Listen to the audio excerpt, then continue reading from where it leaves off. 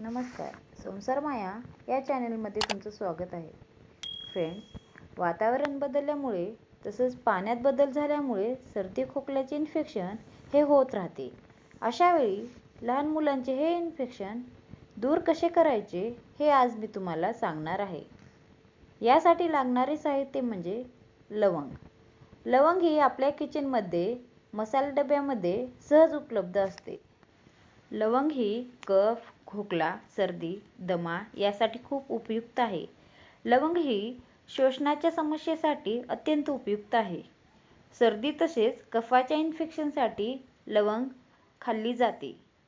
सुरुवातीला आपण 6 ते 7 लवंग या कढईमध्ये भाजून घ्यायचे आहेत.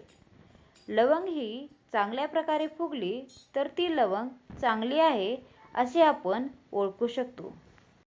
या भाजलेल्या लवंगा आता आपणाला बारीक वाटून घेऊन त्याची पावडर तयार करायची आहे. हे आता मी पावडर तयार केली आहे.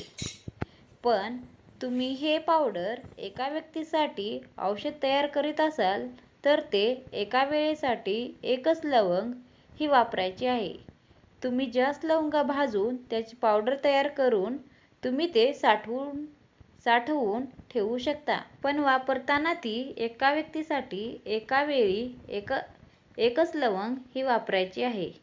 एका लवंगेची पावडर चमच्यामध्ये असे घ्यायचे आहे आणि यात 1 चमचा मध हे घालायचे आहे. हे मिश्रण करून घेऊया. मिश्रण मुलांना सकाळी आणि संध्याकाळी द्यायचे आहे. या उपायामुळे खोकला हा कमी होतो तसेच कफ हा पातळ होण्यास मदत होते आणि कफ पडला जातो. तसेच ताप सुद्धा येत असेल तर तो बरा होण्यास मदत होते.